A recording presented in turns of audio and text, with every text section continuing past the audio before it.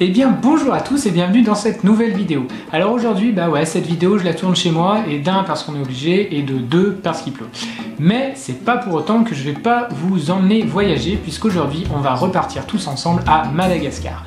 On va débriefer en fait de toute mon expédition scientifique à Madagascar. Et bien pour tous ceux qui arriveraient sur cette vidéo sans l'avoir vue, je vous la mets là, bref, allez voir cette expédition, on a vécu des trucs de dingue, c'était vraiment une expérience de fou, on a vu une biodiversité extraordinaire, bref, allez la voir.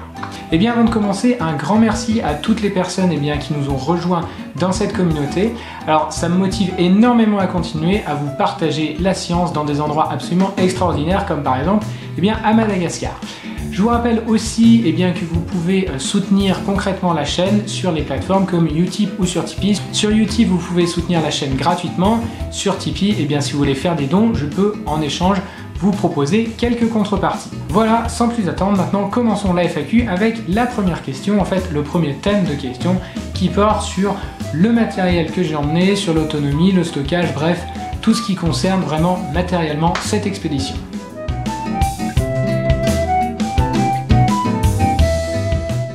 Alors ce qu'il faut savoir, c'est que j'ai essayé de voyager le plus léger possible, d'un pour l'avion et de deux parce qu'on a traversé quand même d'est en ouest tout le pays sur des taxis brouses, donc forcément c'est pas du tout les meilleures conditions pour le matériel, et puis aussi parce que je n'avais pas forcément besoin de plus. Donc avec quoi je suis parti? Eh bien déjà avec le trépied et bien sûr la caméra micro qui m'enregistre actuellement. Ma caméra c'est un bridge en fait, Lumix DMC FZ1000, bref c'est une référence parmi tant d'autres. L'avantage de cette caméra, c'est qu'elle fait du 4K et que c'est un bridge aussi, c'est-à-dire que je n'ai pas d'objectif interchangeable, mais j'ai un zoom qui est vachement puissant et j'ai un relativement bon piqué sur cette caméra. Donc en fait, ça m'évite d'emporter un boîtier et plusieurs objectifs interchangeables en fonction des différentes situations où je suis. Donc le bridge, pour moi, c'est quelque chose qui marche très bien. Et bien sûr, mon nouveau micro Canon qui a franchement très bien marché et j'en suis content parce que c'était la première fois que je le testais vraiment sur le terrain. Donc vraiment là-dessus, c'était top.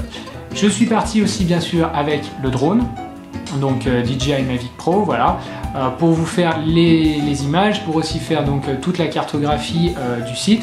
Donc pareil, il a très bien marché, là-dessus il n'y a eu aucun souci. Pour alimenter les deux, j'avais 3 batteries pour chaque, donc que ce soit pour le drone ou pour la caméra. J'ai pas du tout eu de soucis d'autonomie, ça c'était relativement cool parce que on avait de l'électricité en continu, donc en une journée globalement je faisais une batterie de caméra, les 3 batteries de drone, mais bon voilà, j'utilisais vraiment le drone à fond. La caméra donc une batterie par jour, donc pour les batteries je faisais un roulement, je la mettais à recharger, j'utilisais une autre et j'avais toujours en fait sur moi au moins 2 batteries pour être sûr de jamais tomber en rade au cas où. Alors j'avais aussi emmené pour la caméra mon stabilisateur, voilà, vous pouvez voir le stabilisateur. Ce stabilisateur fait quand même 1,5 kg. Avec la caméra je suis à 2,5 kg à porter, donc au début j'étais parti là-dessus, ça m'a permis de faire tous les plans lors du voyage, des plans stabilisés, parce que vous avez pu voir que ça bouge quand même pas mal. Mais dans le 4x4, j'utilisais le stabilisateur pour faire les plans, là-dessus il n'y a eu aucun souci.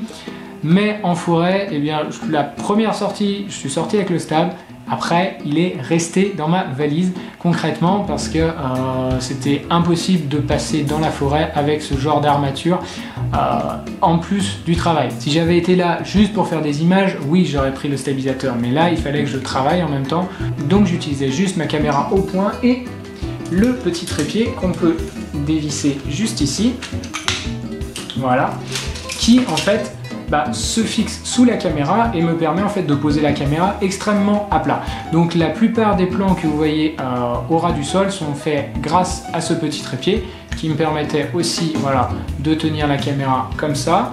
C'était franchement très utile, même si bien sûr pour monitorer, moi j'étais couché aussi sur le sol en me faisant bouffer par les fourmis au passage pour aller faire des plans par exemple du bois à on va dire 20 cm de la tête du bois, couché avec ce petit trépied et la caméra posée dessus. Alors pour cette expédition, j'ai fait aussi le pari de partir sans ordinateur. Alors du coup, comment j'ai fait pour dérocher? Parce que j'avais deux cartes SD en fait, une carte qui est dans la caméra, une carte de 64 Go et une carte de 16 Go qui est dans le drone. Donc concrètement, je suis parti avec ça, c'est tout, mais avec ça. Alors ça, qu'est-ce que c'est? C'est un disque dur autonome de 256 Go, donc un SSD autonome de Western Digital. C'est absolument pas un placement de produit, hein, concrètement, mais ça m'a sauvé la vie parce que eh bien, dans ce genre d'appareil, on met juste la carte SD, on appuie sur un bouton, il copie automatiquement tous les rushs sur le disque dur, il est auto-alimenté, il a tenu largement, j'ai même pas eu besoin de le recharger, il avait encore 75% de batterie à la fin. Et tous les rushs sont sauvegardés dessus, mais j'ai aussi importé un disque dur de 1 Tera pour pouvoir en fait copier mes rushs et ne pas saturer mon disque si jamais. Au final, je suis rentré avec 350 Go de vidéo, mais vraiment, ça, si vous partez en expédition, vous voulez pas comme moi emmener d'ordinateur, c'est vraiment le top. En plus, c'est couvert, ça résiste à l'eau et au choc, vraiment, c'est top et ça fait même office de batterie externe. Donc voilà, ça c'est tout le matériel que j'ai emporté pour le tournage vidéo. Alors pour l'étude, on avait seulement 2 décamètres, un GPS et de quoi prendre des notes, et bien sûr nos jambes, nos sacs à dos et de l'eau pour aller échantillonner nos baobabs.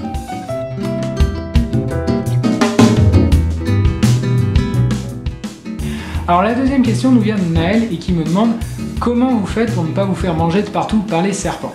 Alors oui, les serpents, il y en avait vraiment beaucoup. Déjà dans le deuxième épisode, vous pouvez voir que mon prof a failli marcher sur un boa qu'on a mesuré après et voilà, il faisait plus de 2 mètres. On croisait régulièrement des couleuvres qui faisaient dans les 1m50, 1m60. Bref, la faune herpétologique est relativement assez importante. Et il suffit en fait juste de savoir où on met les pieds. Dans tous les cas, ce sont des espèces qui ne sont pas dangereuses pour nous. Le boa, voilà, il suffit de le laisser tranquille, c'est pas lui qui va nous attaquer. Les couleuvres, c'est pareil, elles étaient là pour chasser. Dans tous les cas, ils n'ont pas de venin, donc nous, on risque rien. Voilà, faut juste pas mettre le pied dessus, laisser tranquille, mais ça j'ai dit un peu comme dans tous les écosystèmes avec n'importe quels autres animaux ou même plantes, voilà, il faut un peu respecter le lieu où on est, surtout quand on est dans des lieux hors sentier, comme ici, dans la forêt tropicale. Mais aucun risque, on s'est pas fait bouffer, on est tous rentrés en vie, ça s'est super bien passé.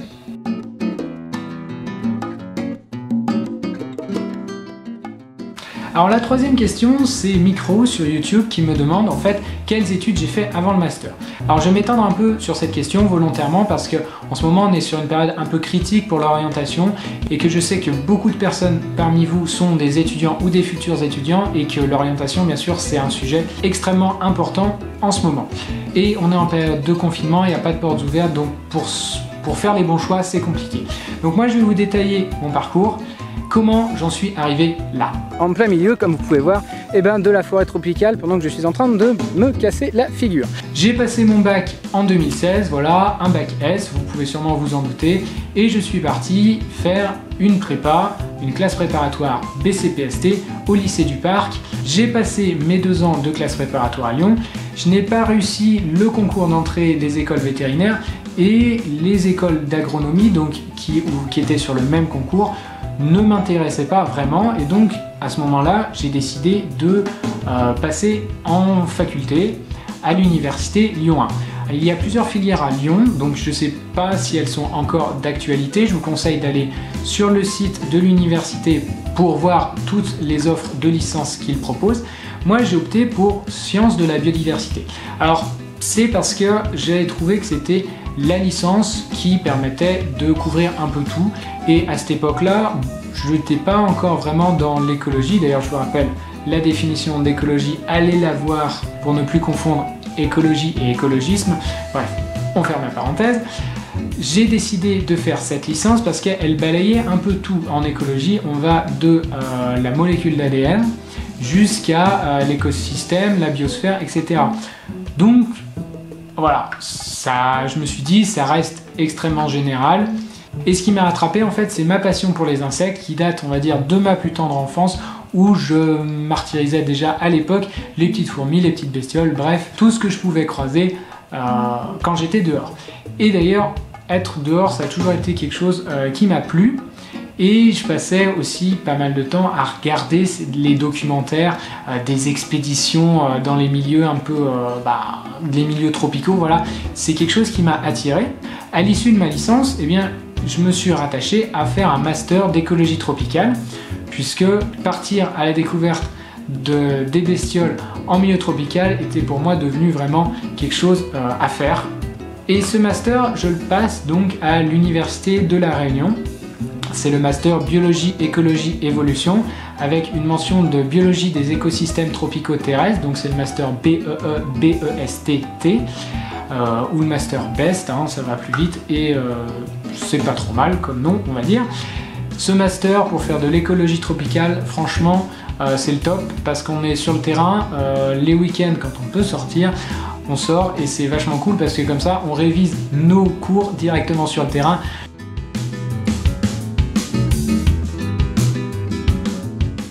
Alors la quatrième question, elle est un peu en lien avec la troisième question, puisque c'est les yeux de l'endormi qui me demandent quel était l'intitulé de l'expédition, la problématique générale, pourquoi j'étais là-bas. Le groupe de recherche dans lequel j'étais, on est allé étudier une espèce de baobab qui est Adansonia rubrostipa, et notamment la dynamique spatiale de cette espèce, à deux échelles, que ce soit à l'échelle des grands individus ou à l'échelle des plantules. Les grands individus, eh bien, on a cartographié donc la zone, qui est donc une zone de 18 hectares. Chaque individu a été repéré au GPS et donc on a replacé donc chacun de nos individus sur la carte. Et donc là, on est au niveau des analyses statistiques pour savoir si on retrouve ou pas un pattern de distribution des baobabs, savoir s'ils sont plutôt en agrégat ou s'ils sont dispersés de manière aléatoire. Mais donc on s'intéresse aussi aux plantules, puisque cette année on avait la chance d'avoir énormément de plantules, quasiment tous les individus avaient des plantules. Et donc là la problématique était intéressante à développer, puisque le baobab est une espèce qui a perdu, ou du moins dont le disperseur est méconnu. Alors le disperseur, c'est l'être vivant qui va en fait déplacer les graines entre le lieu d'émission et le lieu de germination. C'est donc ça qu'on appelle en fait la dispersion grossièrement. Là pour le coup, on ne sait pas qui fait la dispersion et on ne sait pas s'il y a encore une dispersion, et donc on est en train d'analyser les données. Alors les données qu'on a récoltées, c'est quoi? C'est la dimension du houppier. Donc je vous rappelle, le baobab, je vous mets des images, c'est un arbre relativement grand, haut, qui a un tronc en bouteille et qui a une collerette de feuilles en haut qu'on appelle le houppier.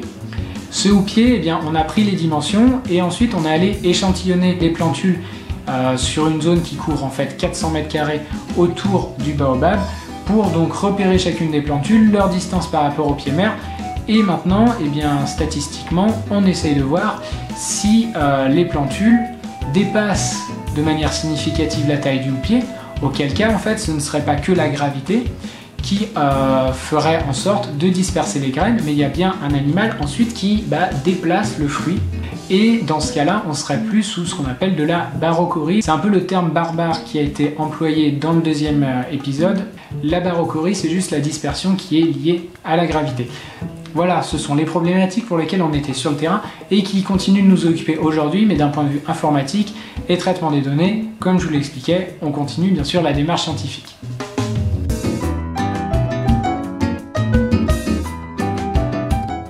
Alors, après toutes ces questions techniques, sur Instagram, Rihanna m'a demandé comment est-ce que j'ai fait pour survivre jusqu'au voyage là-bas.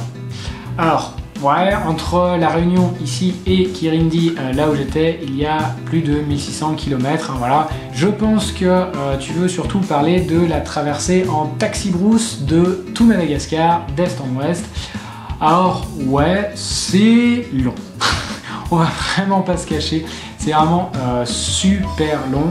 On l'a fait en plus de 15 heures parce que paraît-il que le premier chauffeur pour l'aller s'était un peu planté de route, hein. Bon bah voilà, là-bas visiblement quand on se plante de route, on prend 3-4 heures de retard. Voilà, on est parti à 7 h du mat, on est arrivé à 10 h du soir quasiment. Voilà, c'est long, très long. Bon après, on voit une diversité de paysages absolument incroyable. Et après, pour ce qui est de survivre, et ben voilà, il suffit de boire et de manger, de dormir, d'observer, de prendre son mal en patience. Moi, j'en profitais durant tout ce voyage un peu pour écrire un peu mon storyboard de cette expédition, même si je savais pas du tout, à l'aller du moins, ce qui allait se passer. J'écrivais un peu tous les plans que j'aimerais faire, ce que je voulais vous partager. Ça m'a occupé à l'aller. Au retour, je fais un peu le point sur tout ce que j'avais et j'étais en train de regrouper ça pour faire donc mes différents épisodes que vous avez pu voir et que si vous n'avez pas vu, allez voir.